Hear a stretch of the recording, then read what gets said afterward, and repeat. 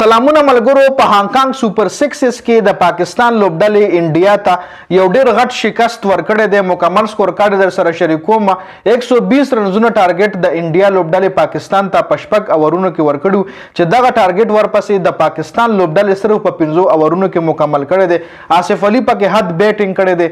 نور د انډیا طرف چا سکور کړی دی. مکمل ټیم به هم تاسو ګورئ چې کم شپږ کلاډیان پاکستان ګراوند لګوس کړو، کم شپږ کلاډیان د انډیا طرف راغلو. خو څنګه چې په ورلد کپ ټي20 ورلد کپ کې پاکستان په اوپننګ باندې میچ ګټلو، نو دغه رنګ په 0 وکټ باندې پاکستان دا میچ ګټلې دی او په شپږ وکټو باندې انډیا ته یو غټ شکست ورکړی دی. مکمل سکور کارډ راځو ځکه را میچ په ټي وي نه دی ښودلی شوی، نو سکور کارډ تاسو وګورئ، تاسو له خپله اندازه وشي چې میچ څه حساب سره شوی. تاسو له په سکرین باندې ښکاره لومړنی بیټینګ انډیا کړی دی. انډیا 119 رنزونه کړي وو، 2 کلاډیان یې آوټ وو شپږ اورونو کې. جی رابن اوتاپا د دې کپتان و جی چې په 8 بالونو باندې 31 رنزونه د جوړ کړي دي.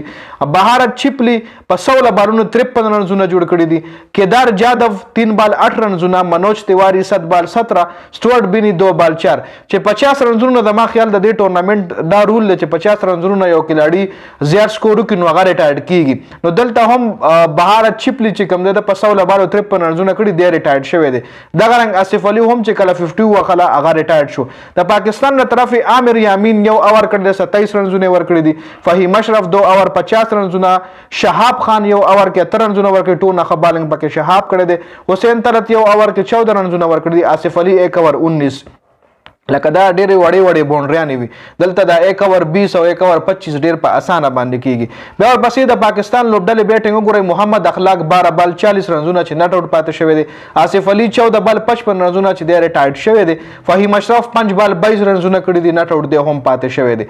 مطلب د انډیا لاسونو ته یو وکټ هم نه راغلی. د انډیا طرف سټوارټ بینی یو اور کړی 21 رنزونه ورکړي دي.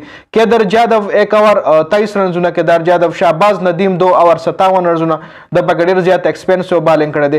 منوج تیواری یو اور کې 60 رنزونه ورکړي دي. جی نو دا مکمل سکور کارډ د انډیا چې دا سکور ورپسې د پاکستان لوبډلې صرف په 15 اورونو کې چیس کړی دی. پاکستان ورپسې 121-0، مطلب یو وکټ هم د پاکستان نه و پرېوتی. جی دا مکمل سکور کارډ تاسو وکړو په سکرین باندې. دا میچ په ټي وي نو ښودلی شوی ځکه مې در سره مکمل سکور کارډ شریک کو، او دا د پاکستان دپاره ډېره غټه ځکه ده چې 0 وکټ باندې د پاکستان یو وکټ هم نه ده پرېوتی. پاکستان دا میچ په شپږو وکټو باندې ګټلی دی او یو اور ته هم سپیر پاتې شو. په 15 اورونو کې ورپسې 121 رنزونه چیس کړي دي. نو دا هم پاکستان چېرته په هانګ سوپر 6 کې انډیا له داسې شکست نه ورکړی، دا څنګه شکست چې اوس ورکړی دی. جی نو پاکستان ښه سټرانګ پوزیشن سره چې فاینل له هم کوالیفای شي.